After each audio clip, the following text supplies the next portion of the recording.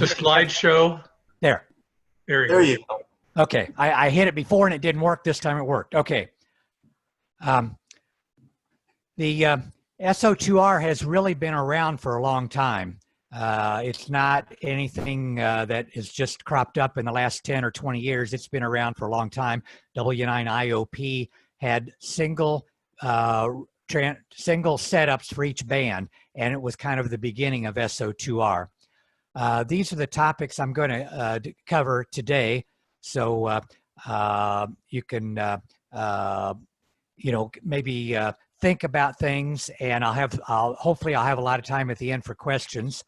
So, as I said, SO2r is one radio multitasking. I'm sure everybody has done multitasking before, talking on the phone and doing something on the computer, or vice versa. And basically, SO2r is calling CQ and searching and pouncing at the same time. Although it has been expanded lately to be calling CQ on two frequencies, and that's been around for a long time. But the newest thing, the interleaved CQs, and that is just something that has happened in the last, maybe 2 years or so, 3 years. So the idea is to maximize your score, and one important point is you never have to think about deciding whether to stop your CQ and to search and pounce, because you're doing both at the same time. Another big advantage is you can move a station from one band to the other and still maintain your CQ frequency. Here is in 2004, I was at a multi-2 at PJ4R, where I used 2 keyboards, 2 radios, and 2 computers and 2 headphones. It may not look like 2 headphones, but there was 2 headphones that I used. This was a slow period on Sunday morning, and so this was kind of a little bit of a oddball SO2r, but we were calling CQ on both frequencies, a slow rate, less than 60 per hour on Sunday morning, because the band from the US was open to, the bands were open to Europe, and so we were just kind of waiting around till the afternoon till it picked up a little bit, and Sunday being a slow time. So that's one way. The early days, as I said, W9IOP had a setup for each band, including separate chairs. So you actually move from one chair to another chair. And I know at some of the multi-2 and multi-op stations, that's still the case today, like at NR4M. They do not have a strictly SO2r setup, and so you actually have to go from one chair to another chair to change bands. In 1980, the early 1980s, KHCC developed a mini sprinter, which was kind of a forerunner to an SO2r box. What it did was you had a button which started your CQ, and another button that took your audio and switched your audio over to your second radio. And you used a clock from your keyer, which would switch the audio back to your main radio when your CQ was finished. And that worked good. Another advent of manual switching that I used for a long time after the mini sprinter was a manual switch. And it is simply a switch, I have a picture of it, that switches your audio between one radio or the other radio, or one radio in one ear and the other radio in the other ear. That was in 1993 that this 3-way switch was introduced. And you use 2 paddles, 1 paddle for each radio, and the audio was the only thing that was switched.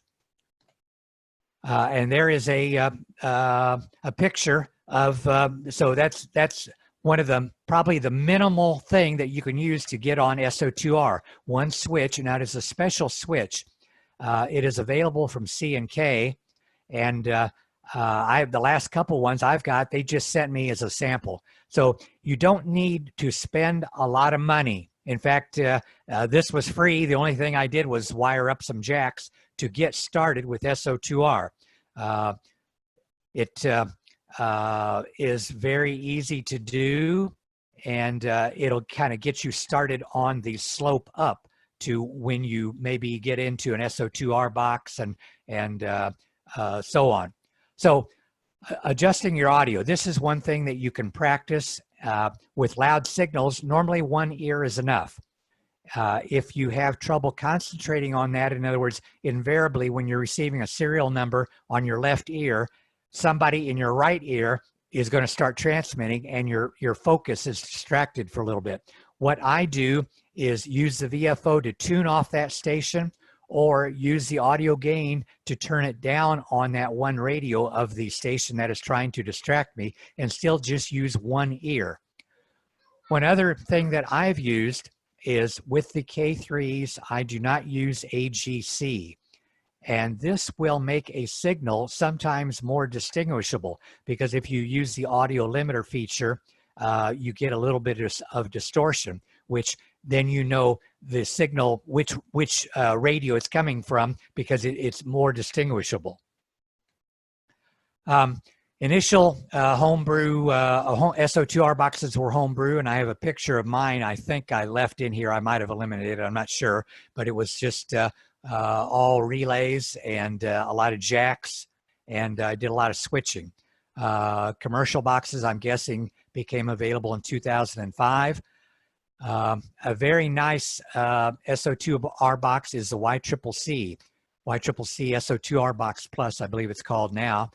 And it has a special feature that I'm not sure the other boxes have. Somebody can correct me on that. It's called the latch feature. Is that available on most SO2R boxes?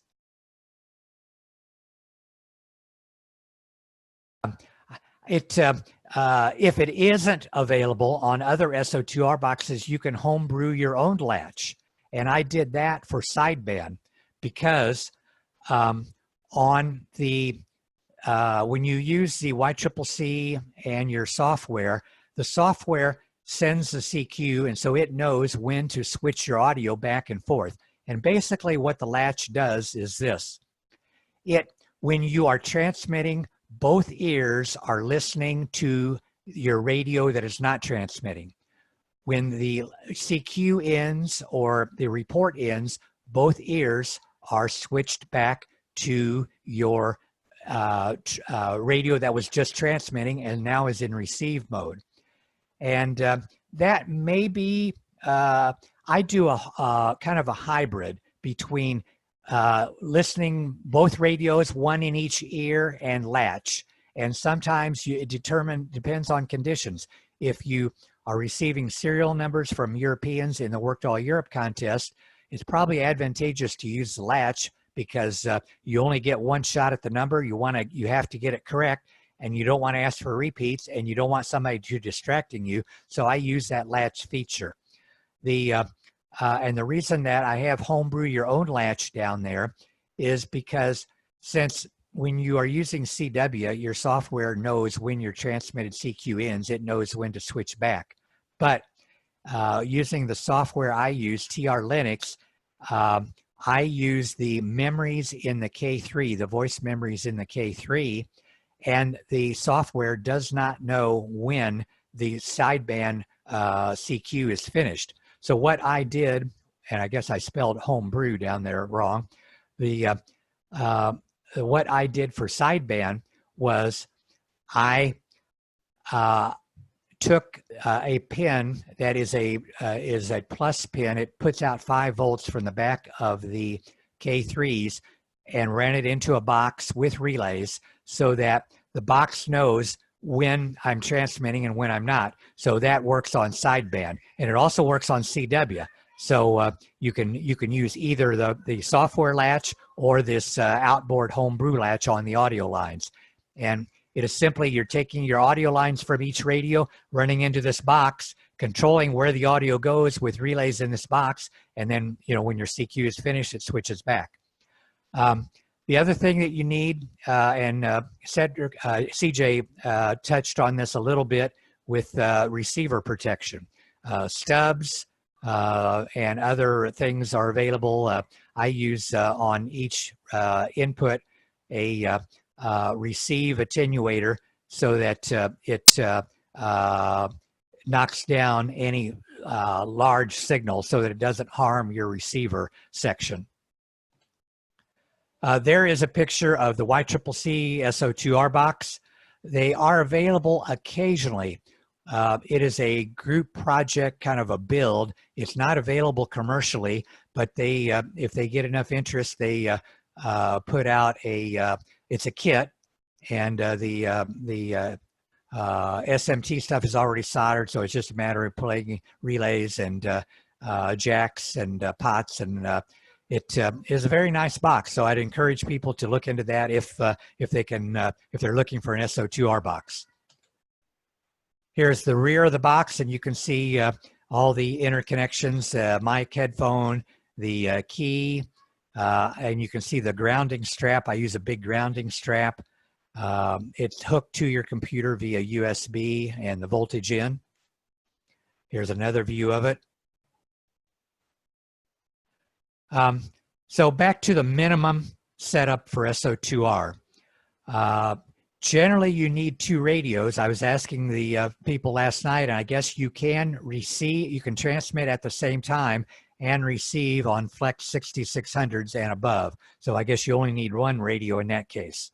I've only used 2 radios, and I don't have a Flex. I just have K3s. So my comments are kind of along that realm.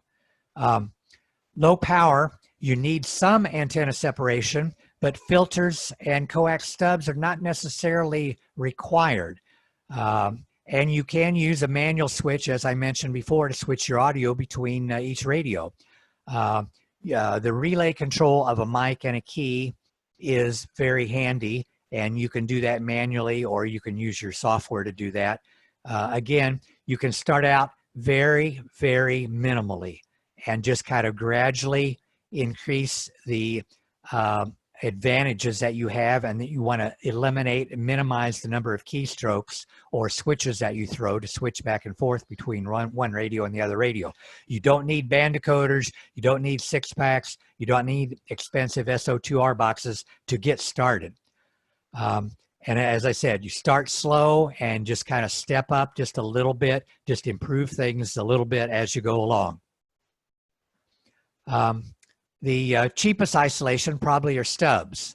You can use extra coax that you have around, and you can review CJ's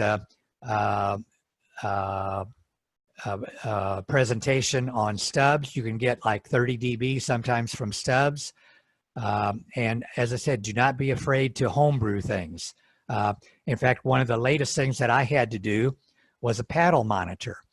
Even though I'm using software, I want to send by the paddle sometimes, but I do not want to, when the computer sends, I don't want to hear the monitor. So what I did was I made a monitor for just my paddle, so that I can hear myself loudly over my headphones when I'm sending manually, but I do not hear the computer send. I have the monitor level turned down to 2 or 3 on my radio, so I can just barely tell it's in there, because you know generally what your software is going to send, and you don't really need to listen to your monitor. That's kind of a natural if you use latch, because you're only listening to the other radio when you are transmitting, and when you're transmitting, you're not listening to your radio. So it's kind of a natural there. The ultimate is fully automated amps, antennas, switching, and it's not as important, but it just helps, and every little bit helps. It's like you want to get every last half a dB out of your antenna and your coax, and if you can cut 2 key touches down to 1, it just helps a little bit. There is a homebrew band decoder that I built, I don't know how many years ago, but probably before most commercial band decoders were available. So as I said, do not be afraid to use solder and to make things, experiment with relays to switch things automatically. Here is one thing that I use this foot switch. And the foot switch will automatically emulate enter. So if I want to take a drink or take a bite of food and nobody's coming back to my CQ, with my foot, I can just tap this foot switch and don't have to worry. I can, just minimizing me drying my hands if I was eating some grapes or something and touching my keyboard. So just an added thing that I use. Here is a picture of the Homebrew So2r box that I used for, I don't know how many years, 15 years, maybe 20 years.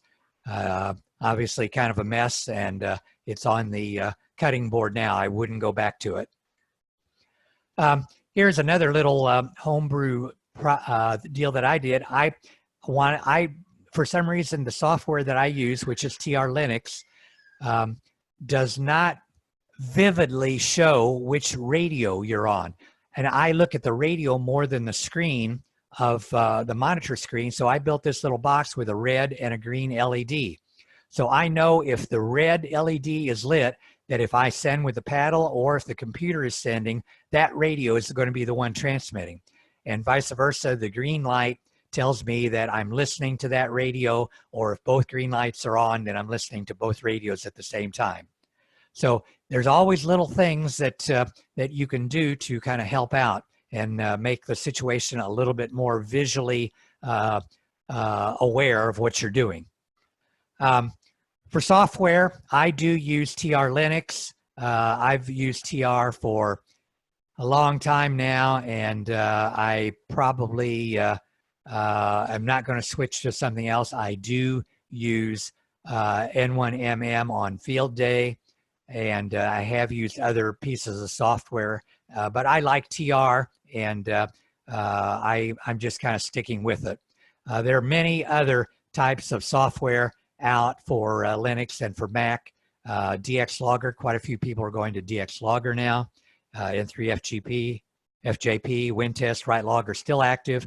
And I think most of them have kind of modernized to use 2 radios and 2 computers. Why do you do it? Well, you do it to work new mults, to find new stations, to find band openings, bigger score, have more fun. As I said before, you never have to decide if you're want to call CQ or want to search and pounce, because you're kind of doing both. Occasionally, I do call CQ on 2 bands at the same time. And just with one computer, one keyboard, in TR, there's a feature, and I'm sure in all the other software packages, where your computer just alternates between one radio, it calls CQ, and then switches your audio and everything back to the other radio. And so you alternate, and as soon as somebody starts to call, you hit the keyboard, and the computer knows exactly which radio that the answer came, and you type in the call, you work the guy, and you just go on. I will admit that So2r is not for everyone. There's a lot of accomplished contesters that don't use it. One of them of note is K3ZO. He said that he just didn't want to jump to it, and he enjoys the time when his radio is calling CQ just to kind of think about the contest and think about what to do, and he didn't want to be overstressed with having to copy a call or an exchange on the other radio. It is in addition to working new mults and finding new stations and so on, you do get a feeling of accomplishment if you can interleave a station. And the idea of it is to interleave a QSO so that the person you're working who is coming back to your CQ does not know that you're doing 2 radios.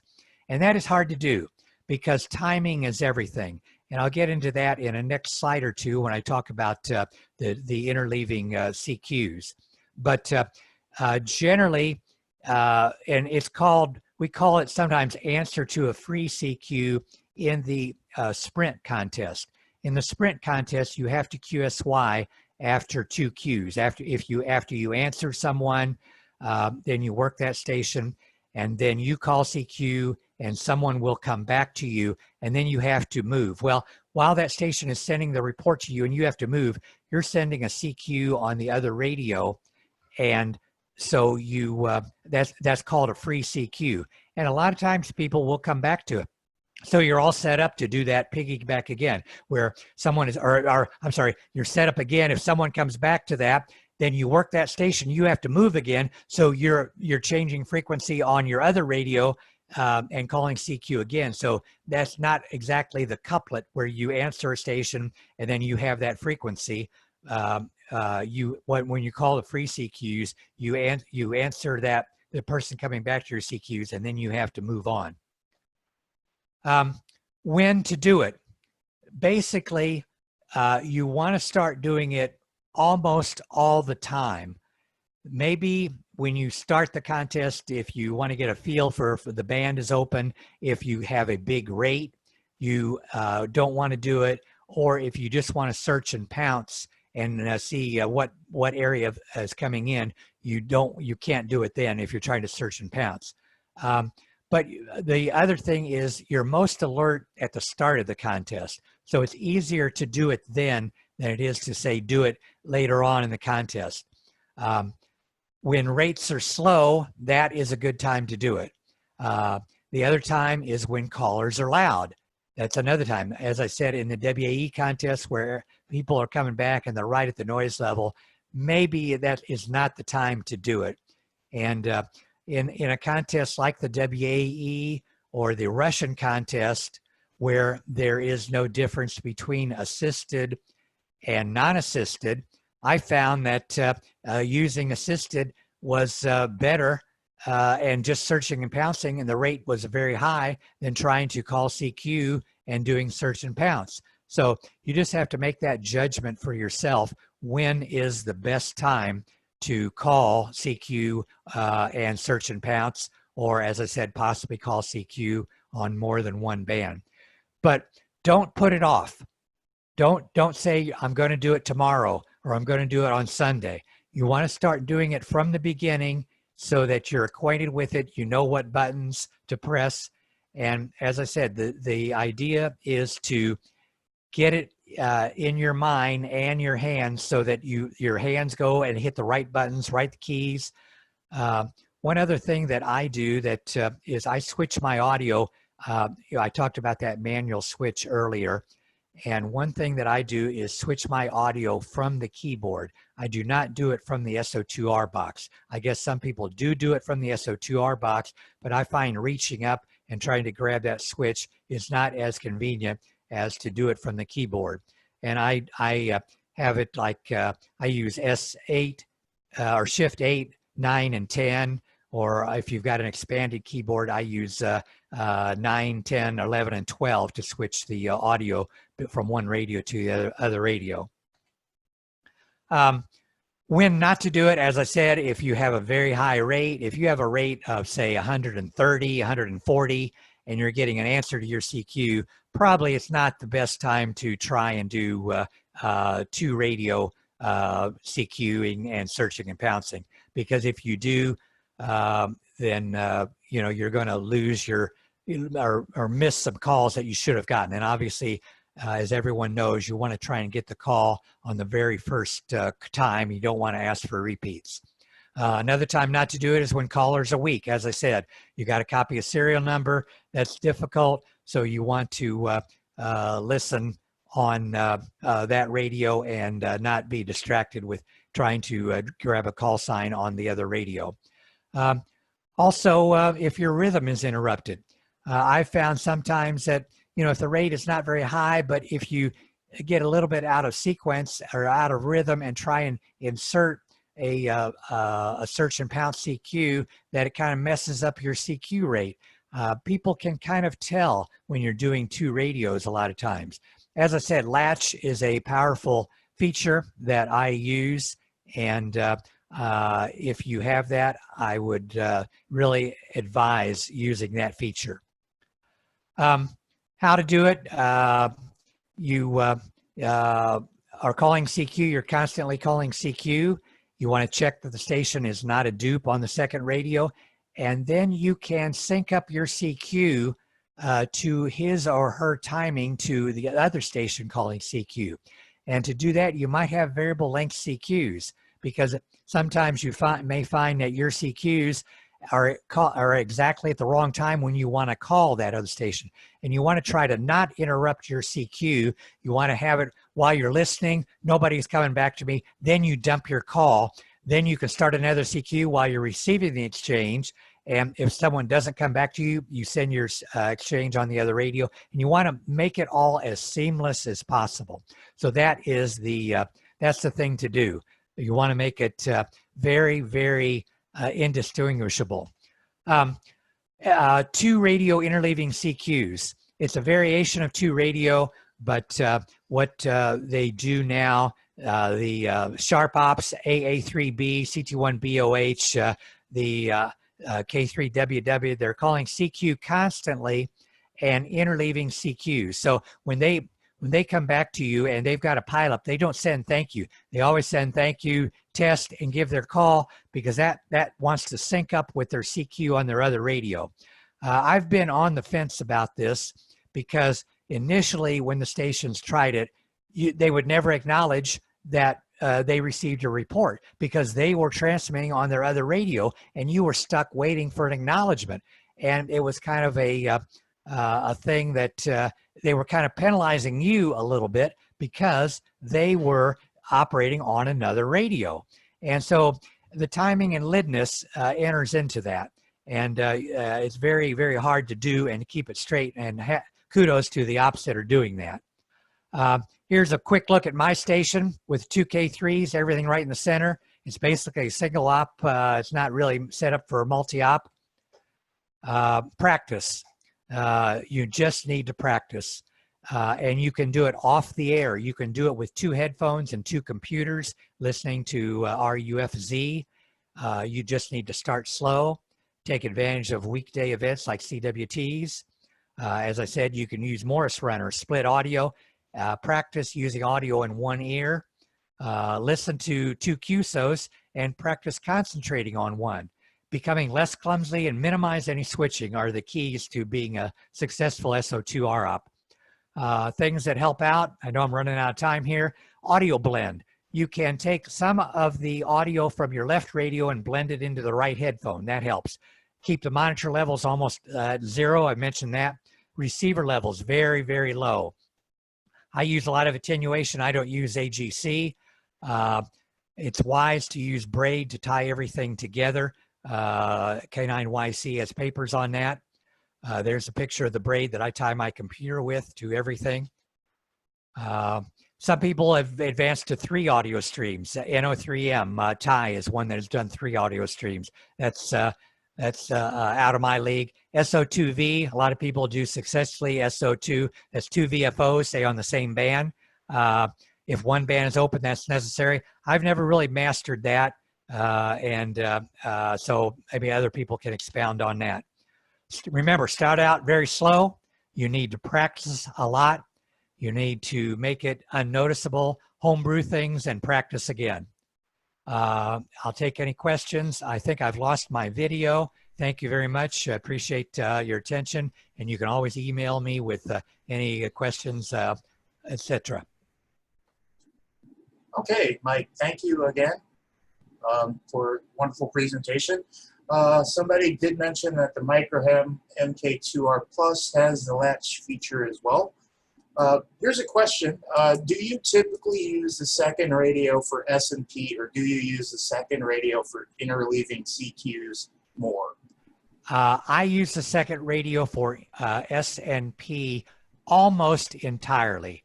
I just, generally for us here in the Midwest, it's hard to get a good rate on 2 bands, 1 band, let alone 2 bands. So I tend to just use the second radio for S&P. Okay. If there's any questions, any more questions, please go to the Q&A at the bottom and submit your question, and we'll be glad to get those answered for you.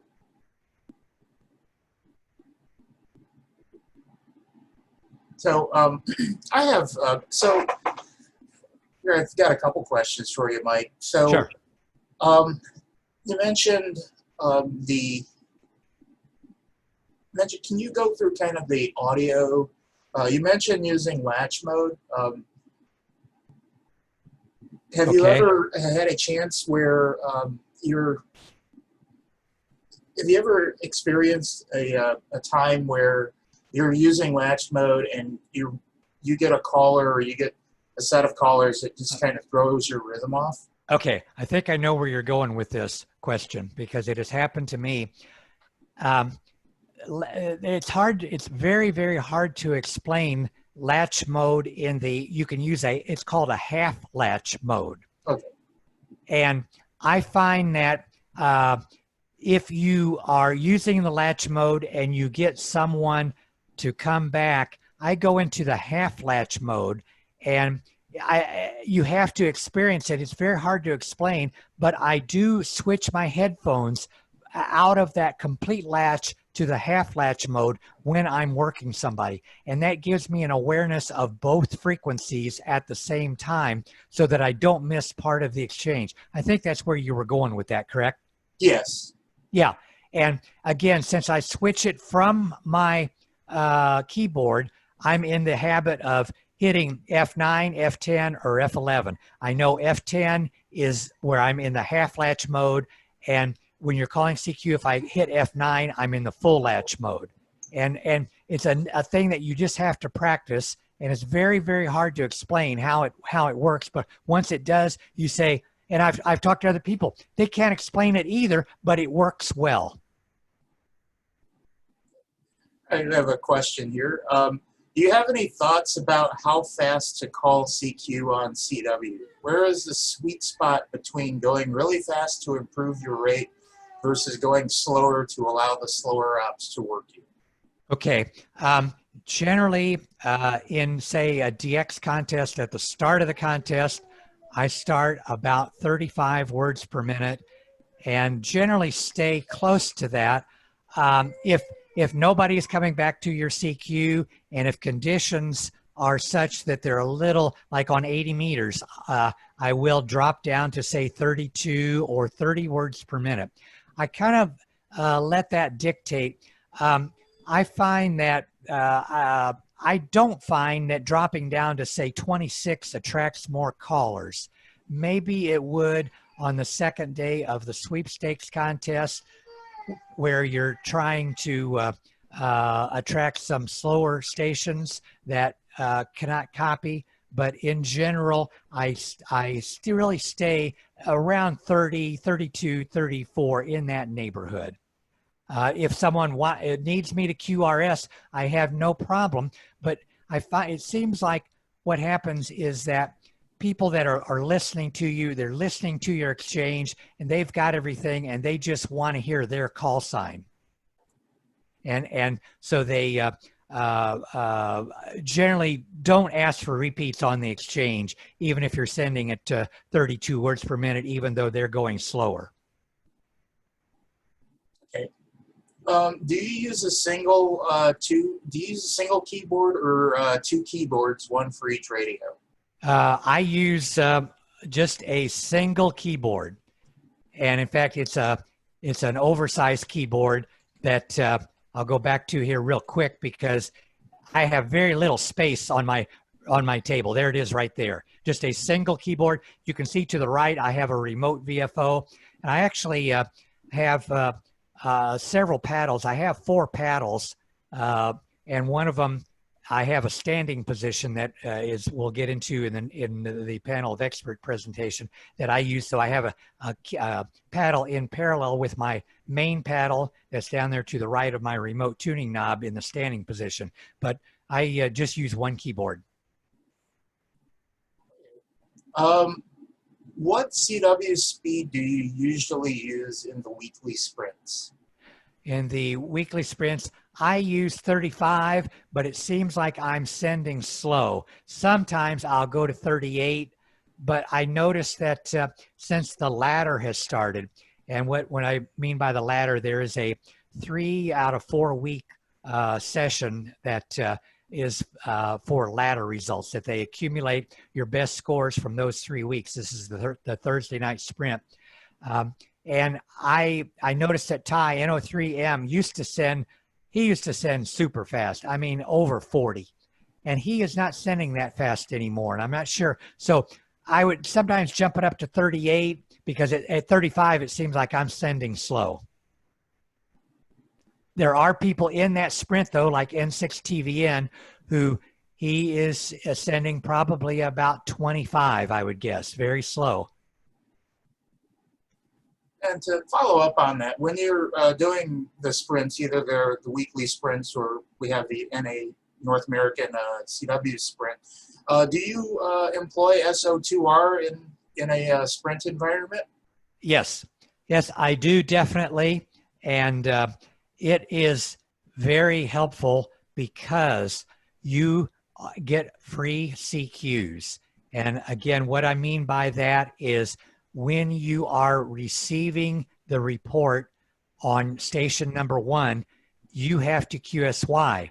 So you get to transmit, you find a clear frequency on radio 2, and you are calling CQ while you are receiving the report. And you'd be surprised, probably 4 out of 10 times that you are calling CQ, that free CQ on that second radio, you will get an answer. So in other words, if the big sprint where you're starting on 20 meters and working people, you put out those free CQs on 40 meters, and invariably you will get an answer. And it just it helps to minimize the time that you're having to tune or call CQ. You take advantage of that available time for interleaving or to getting an answer to a CQ. Good. Yeah. So what would you, you've operated obviously throughout many solar cycles. Have you, let's say that there are 2 bands that are open at the same time. There's 10 and 15 are open. How do you decide which band that you want to call CQ on, and which one do you want to search and pounce? I mean, if they're both really... Okay. Well, if you would have said 20 meters and 15 meters, then I would have said, you know, normally you're on 20 meters at the opening and you can get a good high rate on 20 meters. I'm speaking about a DX contest. But as soon as 15 opens, I get out so much better on 15 than I do 20. I try and immediately go to 15 meters. Now, you said 15 meters and 10 meters. That's kind of a toss-up. If the opening is going to be shorter on 10 meters than 15 meters, most likely I would jump to 10 meters and call CQ there. So that I would maybe give up a few, maybe even give up a little bit of a rate on 15 to go to 10 meters because the opening on 10 might be shorter. Generally, it's shorter than 15. And then when it slows down on 10, I can come back to 15 and maintain a frequency and still get a lot of answers to CQs. Okay. And there's a question here. Do you extensively ferrite choke a lot of your SO2R components station wiring wise? I'm sorry, what was that again? Do I what? Extensively ferrite choke a lot of your SO2R components within your station. Yes, I do. And I like probably almost everyone, has had a lot of problems with RFI. When I built my homebrew latch box for sideband, I just had an enormous problem. And so I put ferrite on things and did this and grounded things. And I was getting kind of like a feedback loop on grounding. And but in general, yes, everything has ferrite on it.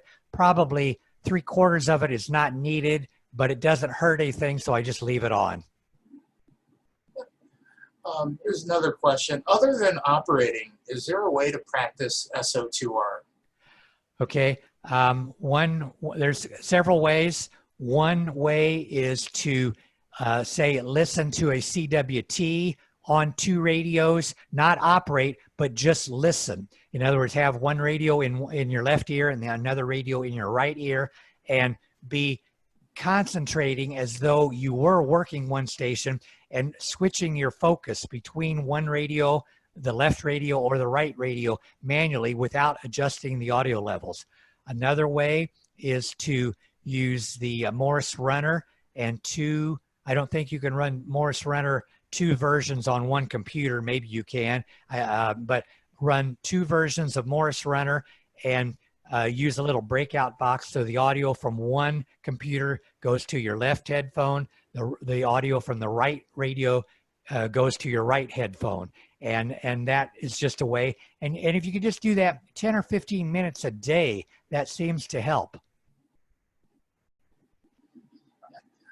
Just as a note, for N1MM users, they do have Morse Runner integration, and that does provide the SO2R experience for you. So if you're using N1MM, they've now integrated Morse Runner. You can find information about that. Just a DJ. Yeah. Sorry, as a panelist, I can't type in any comments or questions. But the SO2r box, I just wanted to add the one that Mike uses and recommended. They currently are not planning any more group purchases, i.e. making any more of those. But there is another one that's kind of been replacing it, so to speak, built by another East Coaster, young and upcomer, November 1 Charlie. So if you go to nn1c.org/SO2R, there's an Arduino-based SO2R box. It's very tiny, and it's like $50. It's very inexpensive compared to everything else out there. Just right, and Paul, K1XM has been involved in that, so yep, I'm sure that's right. I'm sure some of the features from the original box are in that mini SO2R box. Are there any more questions from any of the panelists or any of our attendees that have joined? So I have one question for you, and I've run into this. Do you run SO2R for like a full? If you're doing a 48-hour contest, how do you battle fatigue Okay. when doing that? Yeah, that's a good question. Yes, I do, and although sometimes, as I said before, if the rate is high, say on Saturday morning or Sunday morning, I don't do much search and pounce on the second radio, but one thing that Latch, and I was talking to one of the top contesters in the country, and he said, oh, that Latch feature would be great on Sunday when you're tired. And that is right. The Latch feature, because your mental switching back and forth is slower on the second day, say Sunday, the Latch feature is one thing that will help you. But in general, yes, I do try and do it the full 48 hours. Even though it may not be very effective, I just kind of stay in that mode. And generally on the second day, the rates are slower, like in the afternoon. So you're calling CQ, and it kind of works out that you can call CQ and search and pounce and keep a rate, at 60, 80, something like that. And so I do it all the time. Okay. Perfect. Well, Mike, thank you again. Very informative presentation.